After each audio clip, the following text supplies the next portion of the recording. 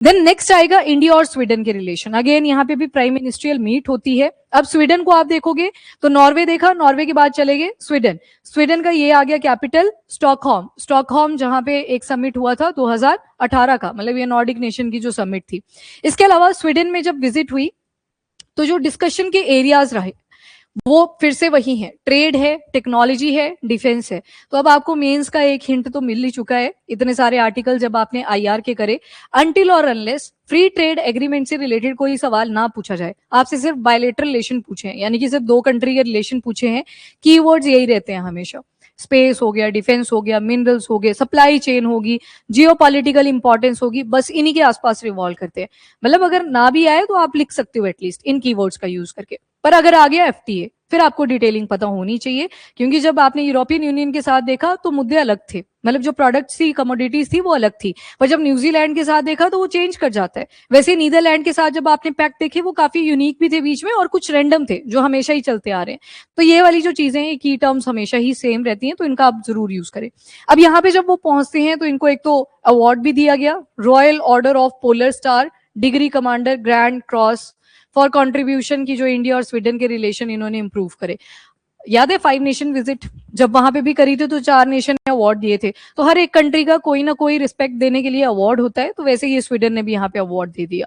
इसके अलावा major development तो वही स्ट्रेटेजिक पार्टनरशिप को प्रमोट करना, सिक्योरिटी के सेक्टर में, मिनरल्स है, मिनरल्स की सप्लाई चेन मेंटेन करने में, और जो कोऑपरेशन है वो हमारी बढ़ती जा रही है, और इसी में डेमोक्रेटिक वैल्यूज भी आपको दिखेंगी। नॉर्वे की बात करी, डेमोक्रेटिक वैल्यू वहां पे भी थी। स्वीडन की बात करी, डेमोक्रेटिक वैल्यूज यहाँ पे भी हैं।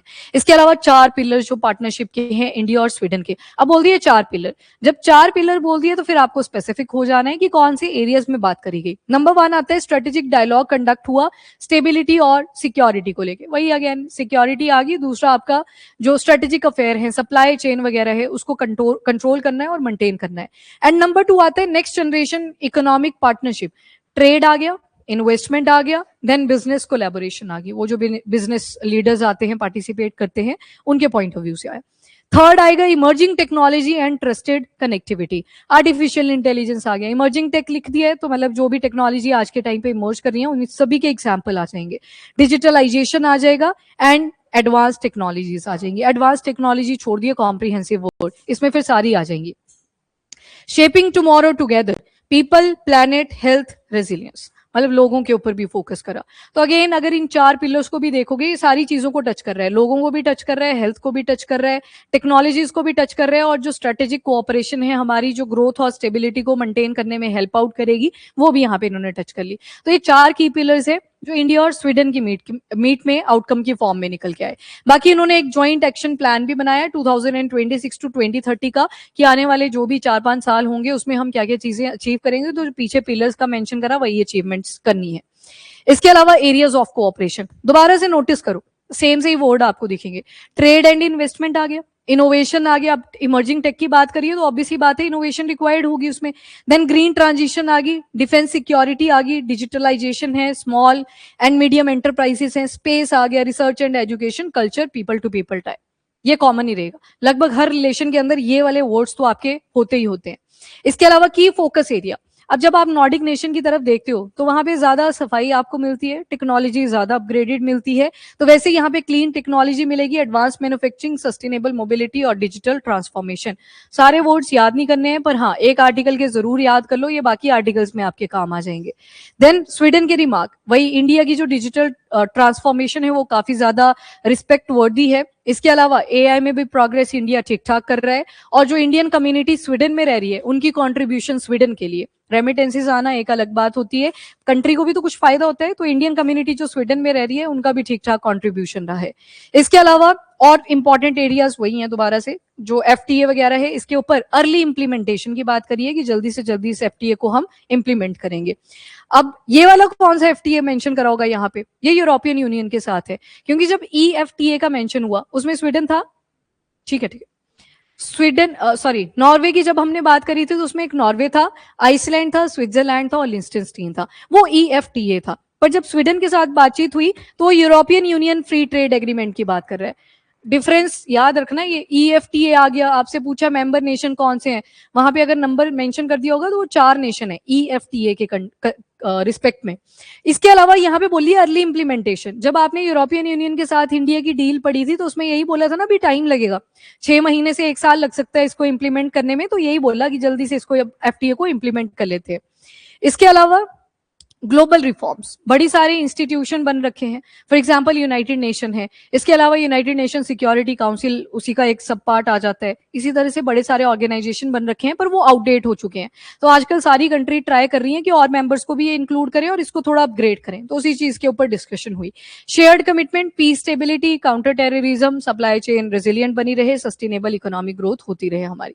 बाकी वॉल्वो ग्रुप ने एक यहाँ पे राउंड टेबल टाइप मीट भी कंडक्ट करवाई, और यहाँ पे पार्टिसिपेंट कौन थे, तो प्राइम मिनिस्टर ऑफ इंडिया आगे, स्वीडन के आगे, इसके अलावा उर्सुला वॉन डेर लायन, वो जो यूरोपियन यूनियन की हेड आगे प्रेसिडेंट है, और यूरोपियन जो इंडस्ट्री लीडर्स हैं वो भी यहाँ पे पार्टिसिपेट करते हैं। अब इंडस्ट्रियलिस्ट को ही बुलाया है, और जो अरेंज करा है वो भी वॉल्वो ग्रुप है, तो मैन्युफैक्चरिंग के ऊपर फोकस किया। इसके अलावा हाइलाइट्स जो इंडिया की तरफ से दी गए कि रैपिड इकोनॉमिक ग्रोथ हमने करनी है, तो इंडिया एक इन्वेस्टमेंट हब बन सकता है। मतलब आप आओ, इनविटेशन दिया गया है, ये इतनी बड़ी मार्केट है, इतनी बड़ी कंट्री है, आप आए और इन्वेस्टमेंट करें इंडिया के अंदर।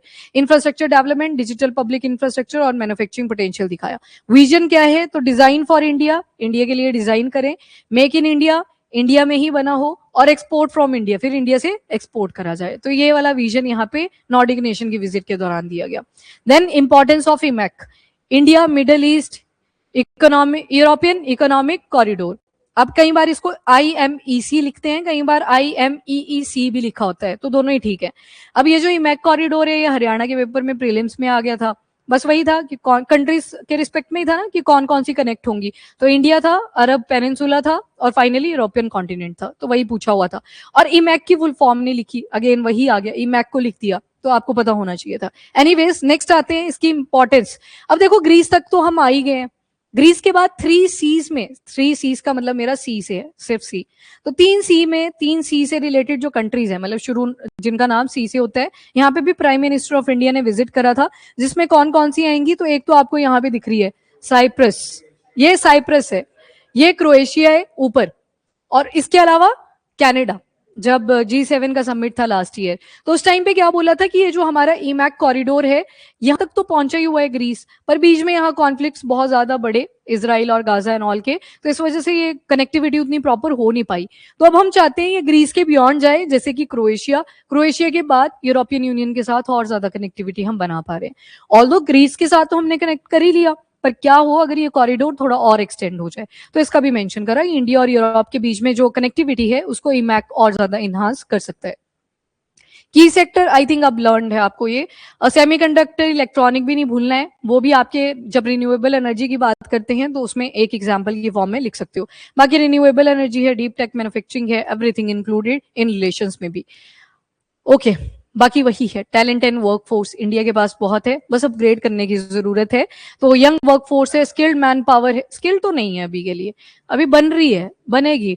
अभी हमारा यूथ है ना ज्यादा नेशन, पर वो ध्यान रखना वो एल्डरली स्टेज की तरफ भी चलता जा रहा है। अब जहां पे जो टोटल फर्टिलिटी रेट है वो रिड्यूस कर रहा है, अब जो पॉपुलेशन है उसमें आप थोड़े पैटर्न चेंज होते हुए देखोगे, आने वाले टाइम में 3 बच्चे नहीं होंगे, एक एक ही बच्चा दिखेगा सबके साथ।